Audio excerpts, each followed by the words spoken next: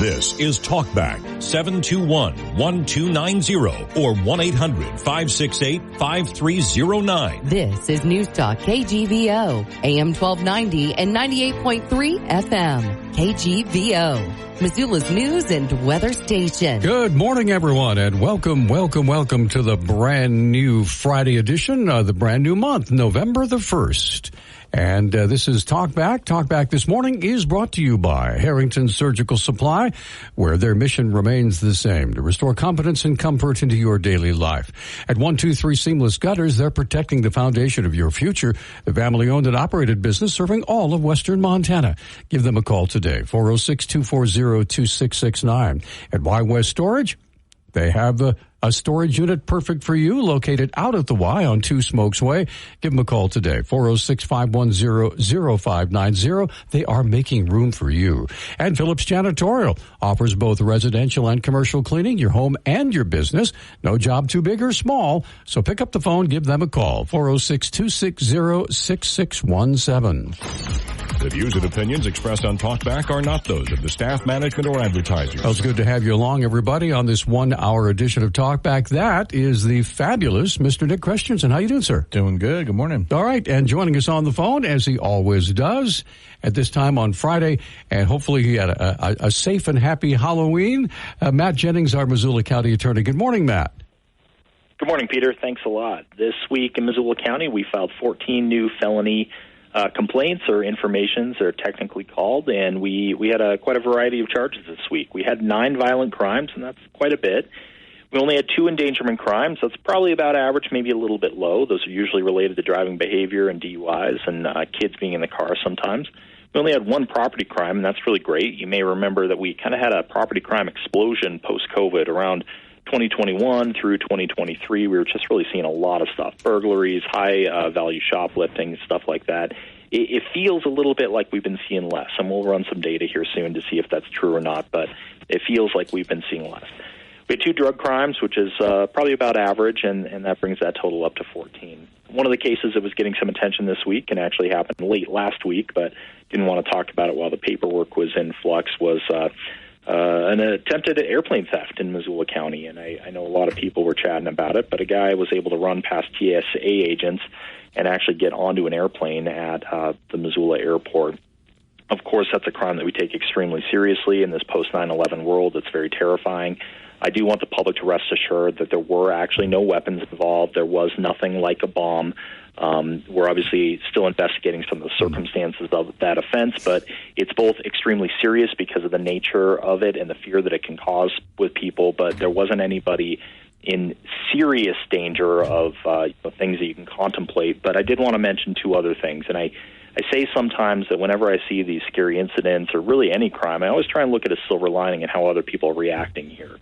And when this happened, we had a lot of really dedicated TSA agents and other airline employees making sure that they were stepping up and trying to stop this.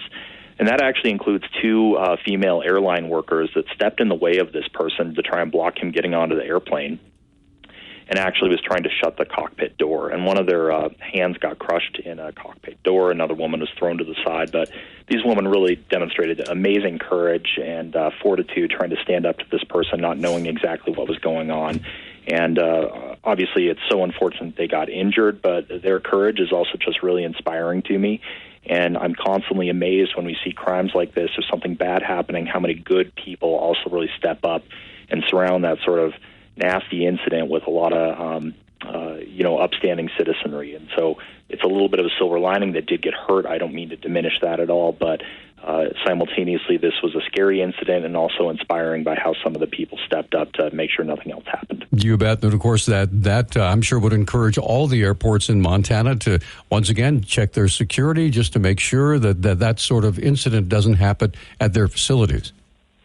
I'm sure they'll be doing a lot of review, but like I said, as soon as that did happen, everybody did exactly what would be expected of them and had really amazing follow-up. So we sure appreciate their efforts. You bet. Our best to the injured flight technicians and the stewardesses, and hey, good for them for trying to get in the way. Good for them. And Matt, anything else you want to share with us, sir? That's about it this week, Peter. Well, Matt, have a great weekend, and thank you so much. You too. Take care. Take care. All right, we're going to come right back, and we have a special 1-hour program today. Doctors Michael Mayer and Mehrdad Kia. Michael Mayer here in the studio. Dr. Kia will be joining us on the phone to talk about what's happening with Israel and Iran, and we will get to that. And, of course, we'll be taking your phone calls all the way through the hour till 10 o'clock. The special edition of both those gentlemen with us, Global Hotspots, if you will. We'll be right back after this. Dennis Bragg with the latest forecast. A slight chance of rain and snow and cloudy skies will be the weather theme right through the weekend. Those cold overnight and morning temperatures could see a little snow mixed in, especially at the higher elevations and at pass level. A 30% chance of rain Friday evening will increase to 60 to 70% for the weekend for Saturday and Sunday. Rain and snow in the morning, rain in the afternoon. Highs continue in the mid to upper 40s, so not expecting any snow to stick for long. Overnight lows continue below freezing. All right, welcome back, everybody. Good to have you along this morning. I'm Peter Christian. Nick Christensen is producing Talkback, waiting over there, waiting for your phone calls. And joining us on the phone right now, Dr. Mehrdad Kia. And, of course, here in the studio, we have Dr. Michael Mayer. And, gentlemen, first of all, both welcome to both of you. I know this is kind of an unscheduled global hotspots, if you will, but we're looking at one particular place on the globe. So, Mehrdad, if you'll kick it off, please. Go ahead. Yeah, good morning to you, Peter and Nick, and thank you very much for having us for this hour. When Israel attacked Iranian targets, after about 3.5-4 weeks of, sort of waiting patiently to sort of plan this attack, in response to Iran's attack on Israel, we were talking that we might want to talk about this as a separate issue. And, of course, what is very alarming about this situation is that as I'm speaking to you, in fact, 2 minutes ago, I received all these updates. Ali Khamenei, the supreme leader of Iran, I just read it, has ordered retaliatory attacks against Israel. Clearly, the Iranian government is planning another major attack on Israel, probably by firing more ballistic missiles and weaponized drones.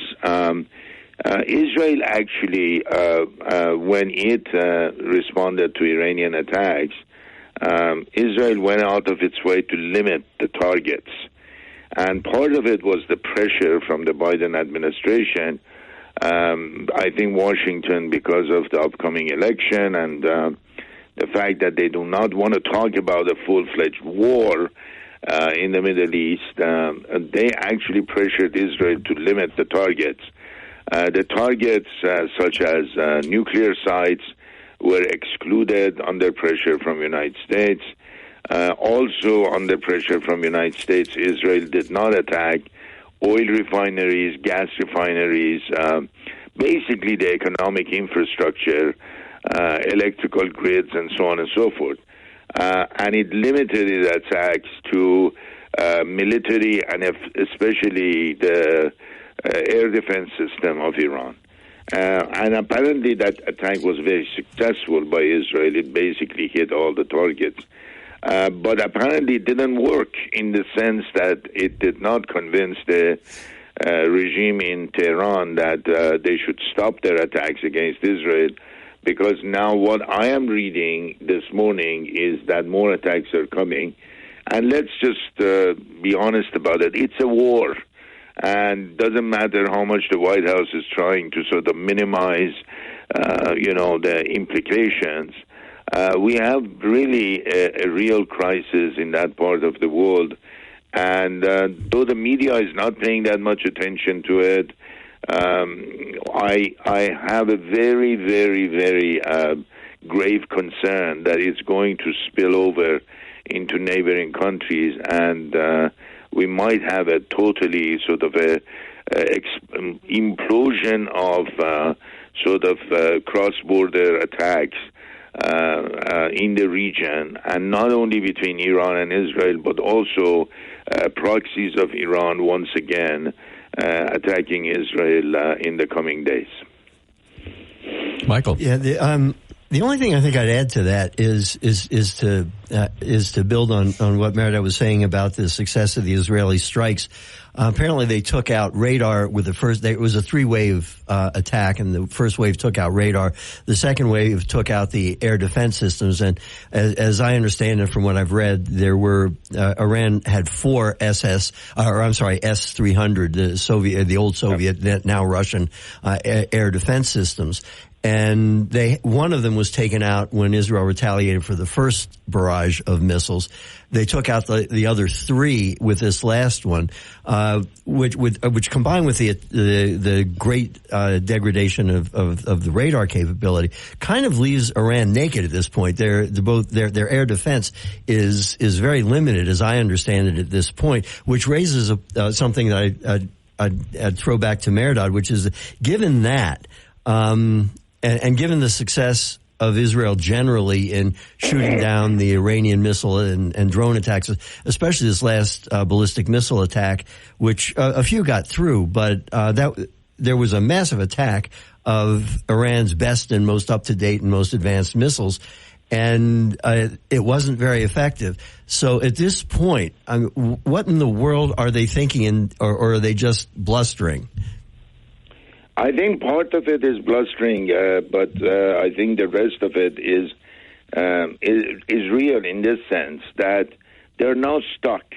If they do not respond, they're going to lose their legitimacy, credibility, which has already been damaged seriously among their shrinking support network.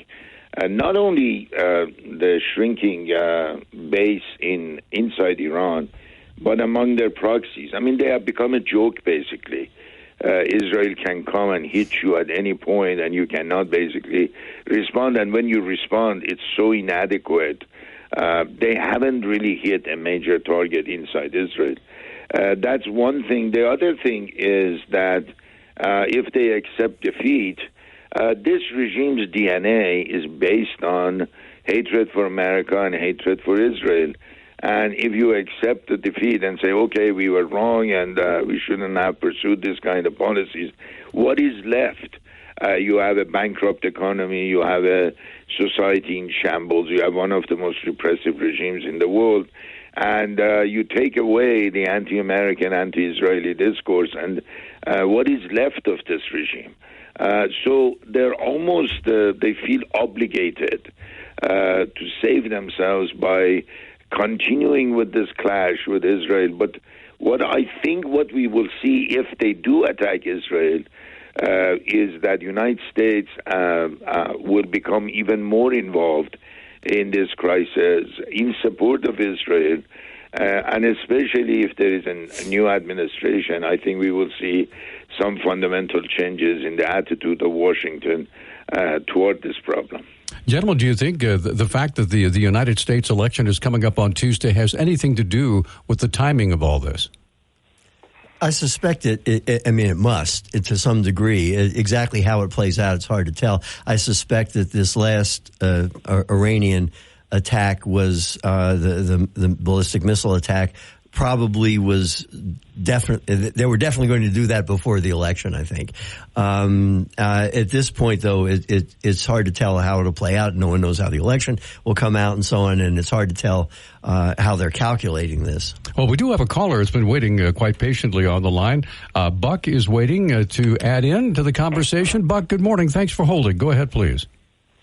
Well, good morning. I deferred this question from an earlier discussion and felt it was a little too fundamental to take time from Dr. Al-Azam's guest appearance. But would you go back? I have an impression from the news, but what was the purpose? What was the arrangement of the Abraham Accords? And I have pencil and paper. Go slow. It's not a rhetorical question.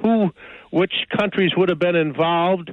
And then do you think the original October 7th attack was meant to derail coming to fruition of the Abraham Accords? Okay. Thank you, Buck. Yeah. Go ahead, gentlemen. So I think the Abraham Accords, the best way to put it was major revision in terms of the traditional U.S. position vis-a-vis the Arab-Israeli conflict.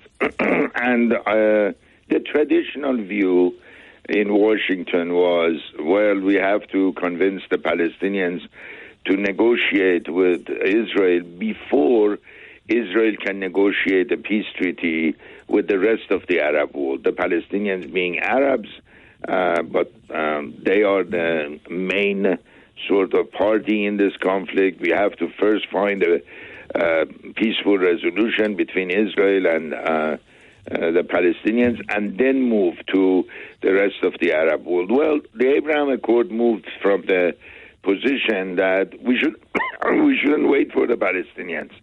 If they are willing to join the peace process, great. If not, let's just bring and line up the Arab countries which are willing to have peace negotiations with the State of Israel. And lo and behold, the line became very long, which clearly showed that many Arab countries are willing to negotiate and sign peace treaties with Israel, and they could care less what the Palestinians wanted. So Bahrain, the island country in the Persian Gulf, was one of them. United Arab Emirates, UAE as it's called, was another one. Those were the first two basically to line up, and they did sign, and it was actually during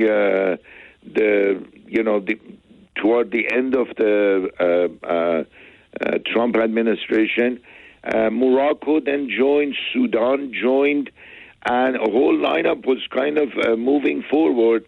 Unfortunately, what happened was that this policy was not pursued during the new administration, and of course, the Saudis were still willing to move forward with a peace treaty with Israel, and there were actually discussions to conclude the peace treaty in October of 2023, and you know what happened. On October 7th, 2023, Hamas waged its genocidal attack against Israel, and the result was the entire peace process collapsed.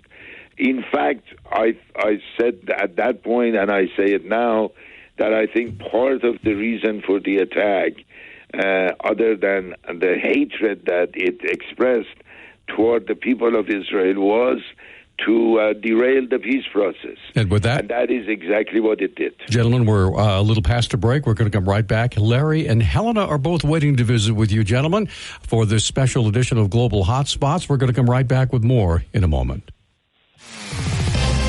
Montana State News Network.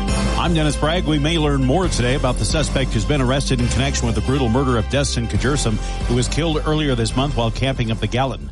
Gallatin County Sheriff's Office announced late yesterday afternoon that it had apprehended a suspect on unrelated charges, and he was cooperating with investigators. No formal charges have been filed, and the Sheriff's Department says it has no further information to release at this time.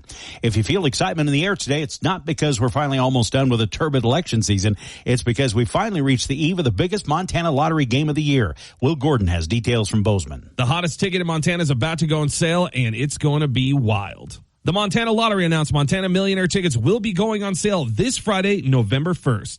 Montana Millionaire tickets sold out in less than 5 hours in 2023, and 2024 could be even faster. There are some big changes for 2024's Montana Millionaire, including multiple $1 million grand prizes, instant winners, and a $250,000 Monday winner. These tickets go fast, so don't miss out. In Bozeman, Will Gordon, Montana News Network. Outside of the lottery, book readers from across western Montana and even a few collectors from east of the Divide will be looking to get lucky as they head to Fort Missoula this weekend to sort through tens of thousands of books during one of the largest sales in the state. Historical Museum at Fort Missoula Assistant Director Carolyn Thompson says the sale gets lots of shoppers looking for variety. We sure do, and we really have everything across the board. So please come and visit the sale and take a look at all of your options. The sale runs through Sunday. Crop yields for Montana farmers down in some categories this fall, with many operators working around drought, high fuel costs, and fluctuating prices. The Montana Wheat and Barley Commission reporting all wheat production for 2025 hit 172 million bushels. That's off 7% from last year. Winter wheat was up 7%. Spring wheat off 23%, with barley production off by as much as 28%. This is the Montana State News Network. If I could be you. And you could be me for just 1 hour. If you could find a way to get inside each other's mind. Walk a mile in my shoes. Walk a mile in my shoes. Walk a mile in my shoes. We've all felt left out. And for some, that feeling lasts more than a moment. We can change that. Learn how at belongingbeginswithus.org.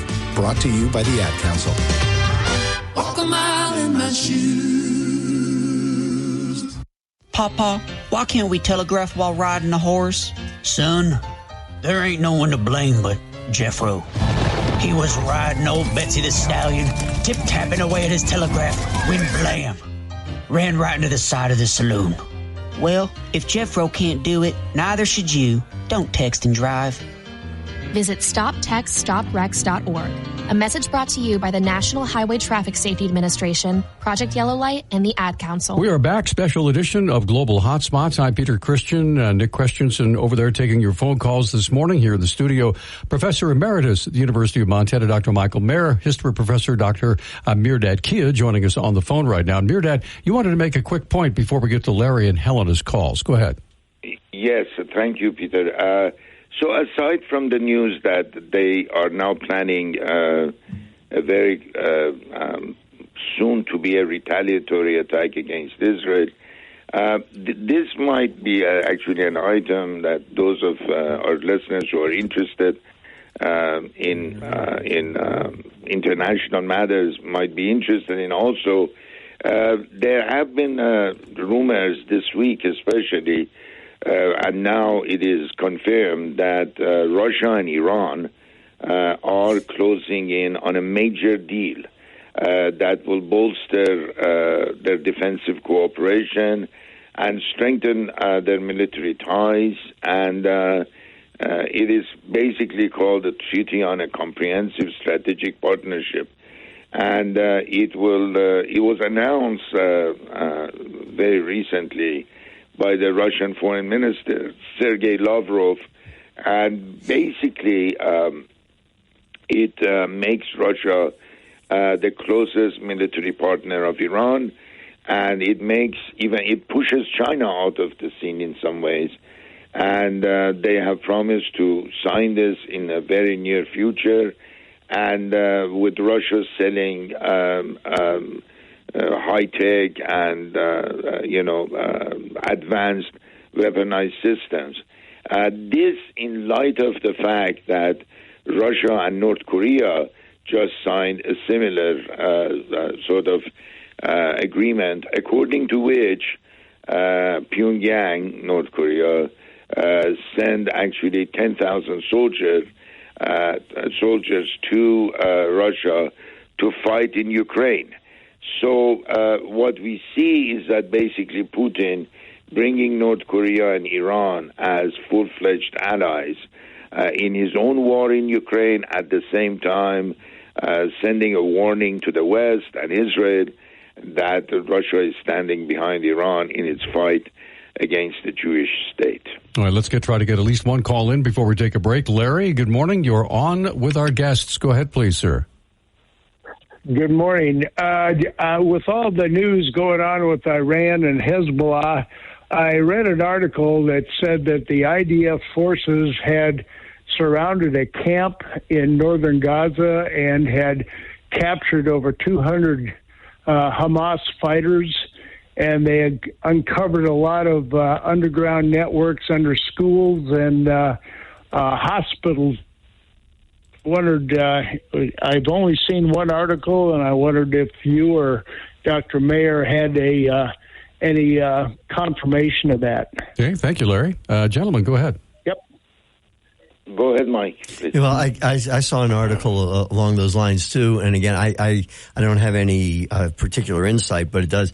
I heard exactly what Larry said, that they'd captured a fair number of fighters, and that, again, not much of a surprise. They found underground tunnel networks and so on. Okay, let's we have. Tell you what, we're up against a break. We'll go ahead and do that. That way, we'll give Helena and Harry plenty of time to ask their questions of our guests. Global Hotspots will continue after this quick timeout. Joining us on the phone is Dr. Mehrdad Kia, Dr. Michael Mayer here in the studio, back with more and your phone calls in a moment. Break on Talkback, 721-1290 is our number. And Mehrdad, you want to make a quick comment before we get to our next call? In response to Larry's comments and the questions, what we know is that Israeli forces have captured about 100 suspected Hamas militants. And that came after a raid on a hospital in northern Gaza. The hospital is called Kamal Adwan Hospital, ADWAN. And it actually, what I saw was a footage, basically, which shows Israeli elite troops entering, and they have been suspecting that Hamas has been hiding some of its fighters and mixing them with basically hospital personnel, like nurses, doctors, just ordinary workers, and so on and so forth. And they actually took a lot of weapons and some money and some even intelligence documents. Of course, Hamas-run health ministry denied the presence of militants at the facility and claimed that, quote-unquote, dozens of vital male medical staff were detained instead. But the Israelis are insistent that almost all of the people they have detained from the basement of the hospital were actually Hamas militants. And I am sure right now this is an ongoing operation, and they're investigating and interrogating the folks they have detained. All right, let's move along and get another call in. This is Helena. Thank you for holding, Helena. Go ahead, please. Thank you. Dr. Kia mentioned in the beginning of the session that he had a fear of a wider escalation of the conflict. I wanted to ask your guests what they think the actual likelihood of a wider issue is, and whether and what can be done to prevent that. Is there something in particular that needs to happen, perhaps if there's a change in American administration, to prevent a wider conflict? And how do they see the new defense agreement between Putin and Iran playing into that likelihood? Thank you. Thanks for the call, Helena. Gentlemen. Mike, please. Well, I think, obviously, it's got to be the first thing, or one of the first things on the mind of both the current administration and whatever administration comes in to succeed them is to try to do what they can to prevent a wider war. And even though this escalation is terrifying in many respects, I think it also represents an opportunity, curiously enough, much as the first Gulf War did, in the sense that it discredited, sign a defense pact with Russia. What do you get? You get second-rate equipment and so on. The superiority of American and Israeli technology that's thus far been demonstrated, at least, may offer an opportunity that other people will want to get on that side. Who wants to depend on Russian air defense? So maybe there's a chance of this advantage that Israel enjoys at the moment. And it is a momentary thing, I think, to provide an opportunity to lessen the chance of a wider war. But it's also the possibility, especially if it's mishandled, to touch off a wider war. All right. Yeah, I think that Iran will try to actually wage an attack very shortly. I think they want to leave some imprint or some impact on the election, in fact, before Tuesday. That is a possibility. But if it doesn't happen before the election, I am almost certain that it will happen, and it will, again, force Israel to retaliate. This is something that Israelis have been warning about, that the second response after the first one would be far more wider and far more painful in terms of its implications on Iran's military infrastructure. What is quite astonishing is that the attempts to sort of contain Israel. I agree with Mike on this. I have never understood why Israel, for example, should be stopped from attacking Hezbollah targets when Hezbollah has been waging attacks and forcing tens of thousands of Israelis to evacuate their homes, their towns, their cities in northern Israel and be forced to live somewhere else. Right now, about 60 to 70,000 Israelis are homeless, basically, as a result of attacks. Now, I ask our listeners, if a power next door to the United States waged constant daily attacks on communities inside the United States, forcing American citizens to evacuate their homes, what would you expect your government to do? I would expect my government to get rid of the threat posed at our citizens. And I think that's what Israelis are doing. So the policy of pressuring Israel to stop while we have no element of pressure on Hezbollah to stop its attacks, to me, is very confusing. I think that Israel has the right to defend itself and must defend itself. And if the result is the destruction of a terrorist organization like Hezbollah, it would be much better for the long-term peace in the region, in the Middle East region. With that, to tell you what, let's go ahead and take our break now because we have lots of callers. Harry, Ted, Emmett, and Dave are all waiting. I want to get them as many on as we can, so we'll take this break right now and come right back and start taking more calls. As veterans, we're no strangers to helping others.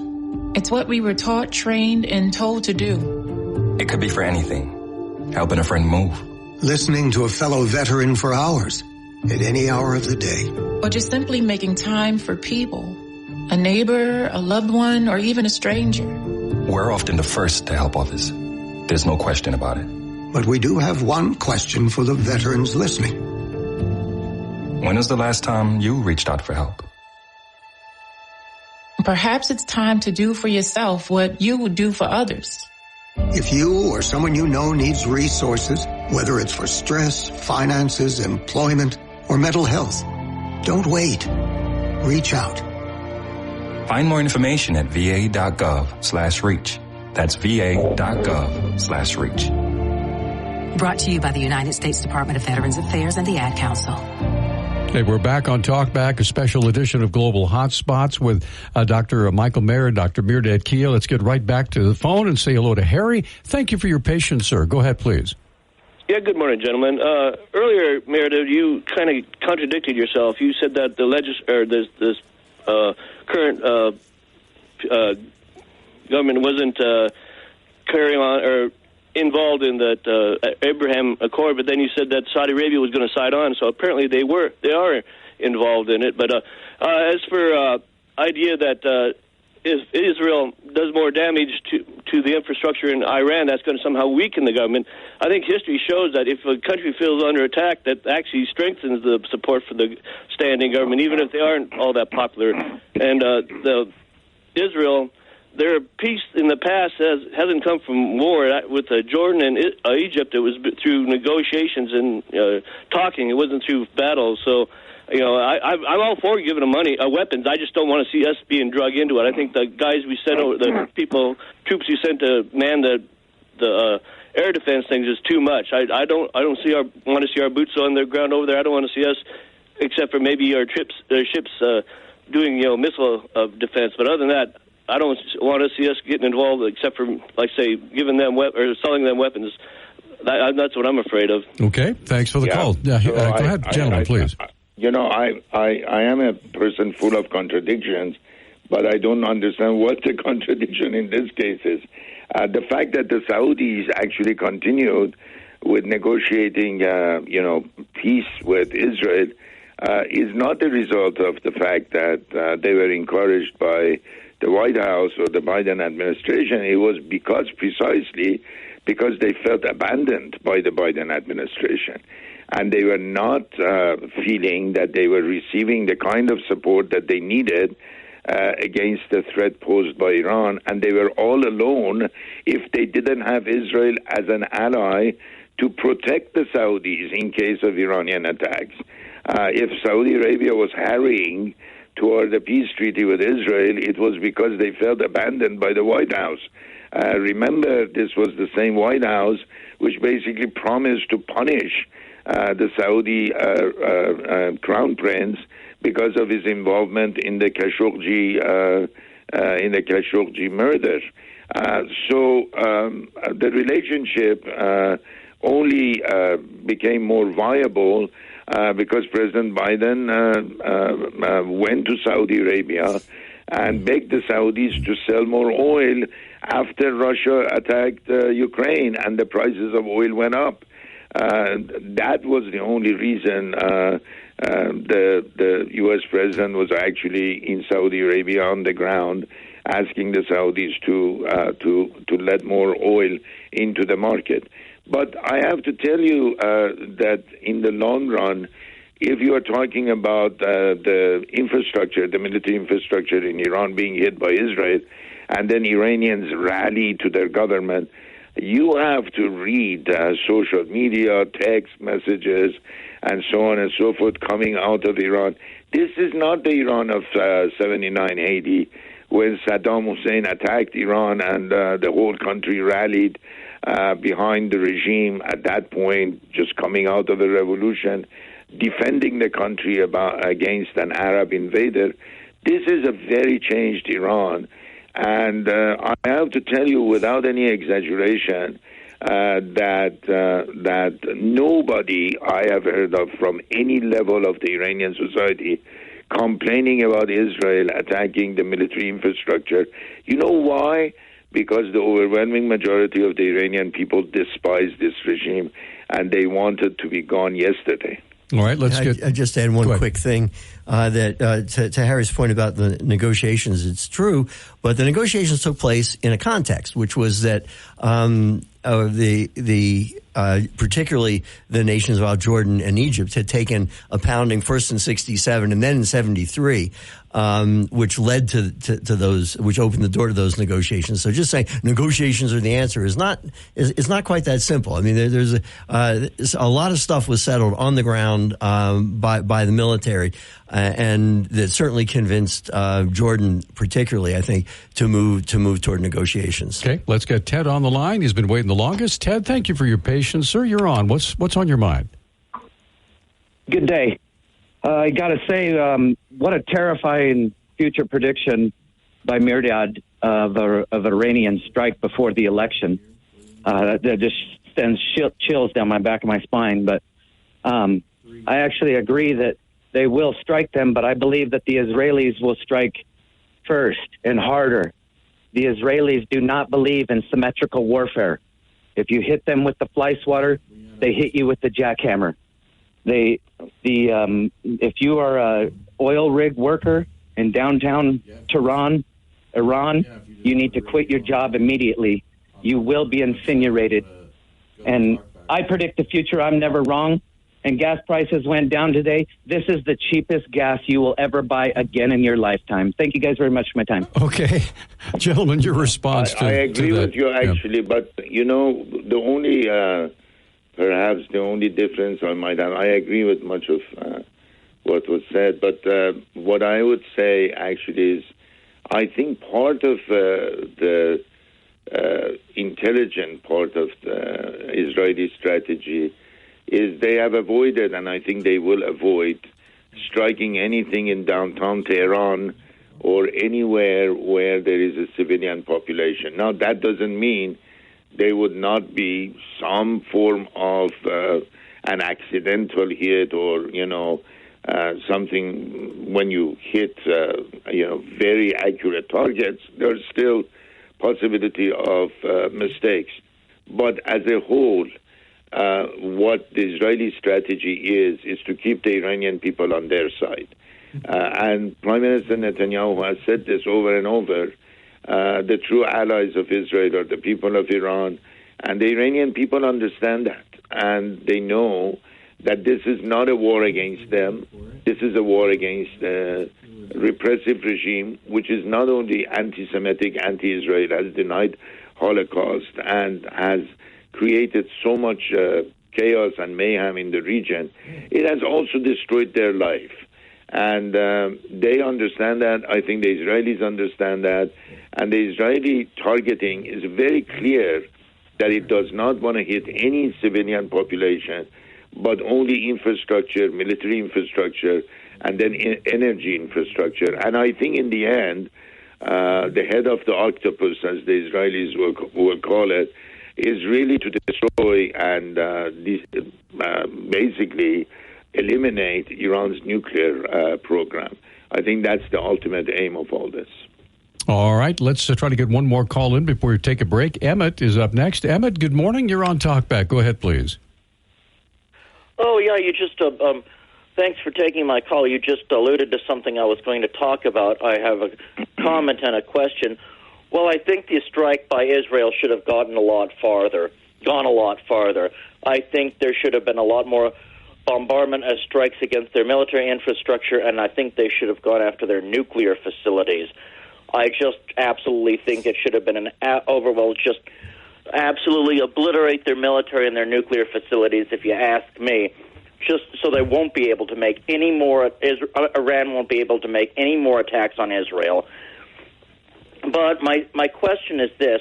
We've talked about Iran acquiring yellow cake and materials to make a nuclear weapon. Do they have a nuclear weapon yet? Do we have enriched uranium yet? Do they have enriched uranium yet to get a nuclear weapon and put the materials on a nose cone of a missile? Do they have that technology, or, God forbid, or whatever? You don't think that if Russia is now an ally of Iran, that Russia would supply them with nuclear weapons? It's a terrifying thought, but if you could answer those questions. All right. What do you think? Okay, quickly, gentlemen. Mehrdad, go ahead, please. Yeah, I think that they are within days or weeks to actually weaponize it. Apparently, they have not weaponized it yet, but they are on the cusp. They're almost there. And this is a very, very, very serious situation.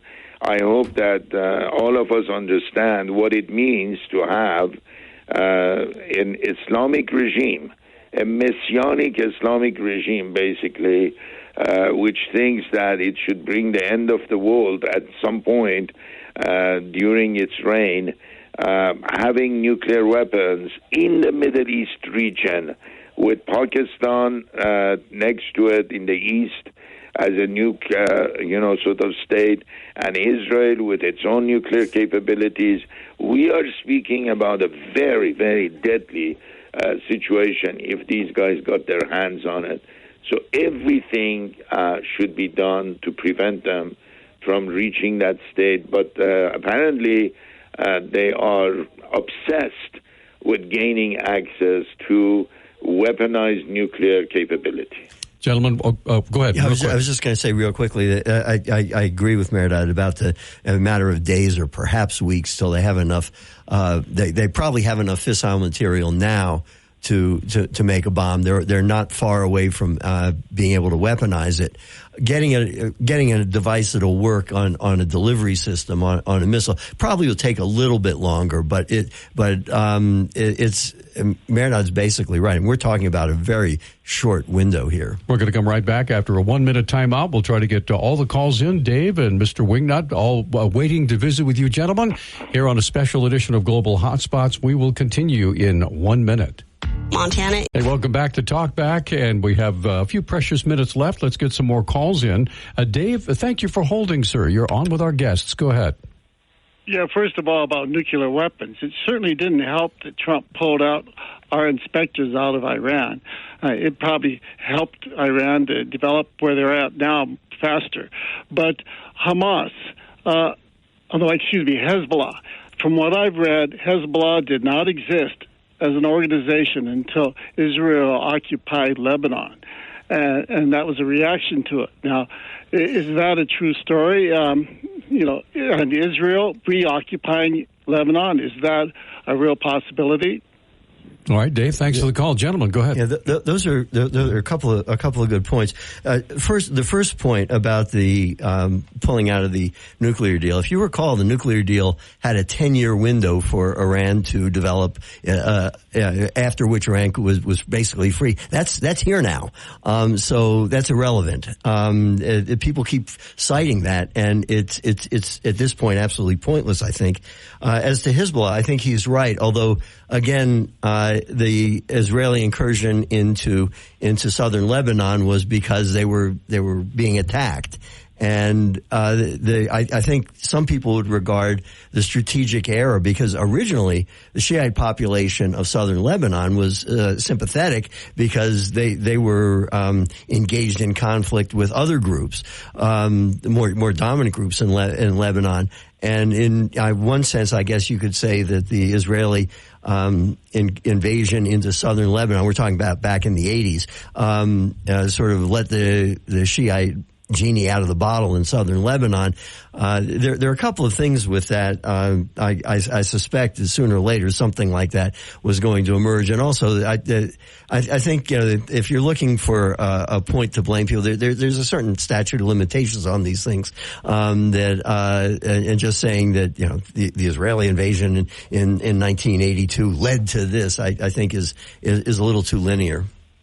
Mehrdad. Yeah, I think that Dave has brought two excellent points. The first one, it is true that there was an agreement, but please read the documents that were taken out of Iran by the Israelis. They actually had enough support within the Iranian military to actually go into the archival center of Iran's Revolutionary Guards, which is responsible for the nuclear sort of program, and they stole a whole bunch, thousands of documents. And if you look at some of those documents, it clearly suggests that Iran was already cheating and hoping to develop this weaponized nuclear sort of capability somehow under the umbrella of the agreement. I'm not suggesting that the agreement should have been thrown out. I'm suggesting that Iran was not a very faithful partner to have in any kind of peaceful settlement. On the question of Hezbollah, in 1982, Israel went into Lebanon, because it wanted to destroy the PLO. The PLO, Palestine Liberation Organization's headquarters, was in Beirut. And in fact, Yasser Arafat, the leader of PLO, was in Beirut. And when the Israelis entered Lebanon, southern Lebanon, they received a hero's welcome from the Shiite population.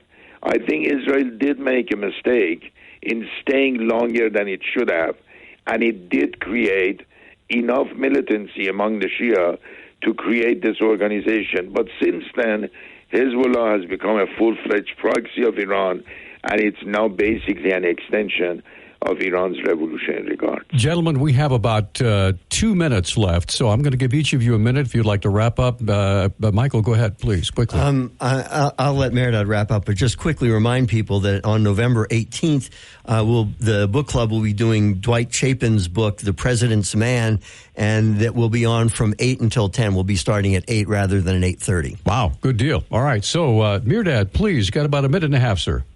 Yeah, no, we really appreciate the opportunity to talk about this situation, which is extremely critical.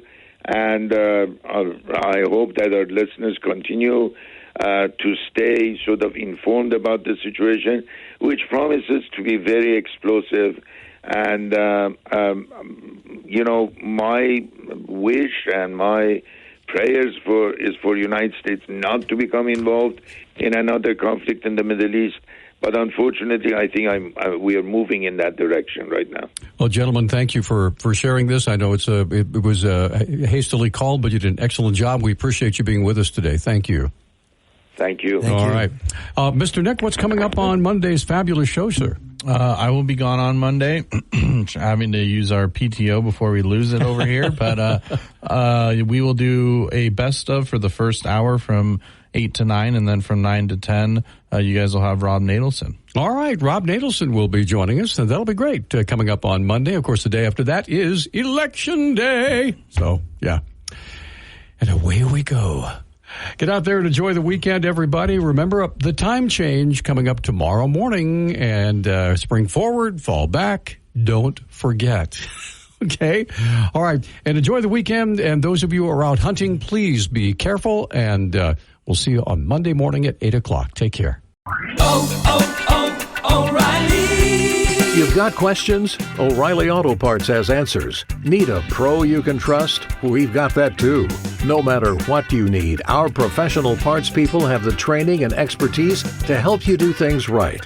Deep automotive knowledge. Just one part that makes O'Reilly stand apart. The professional parts people. O'Reilly Auto Parts.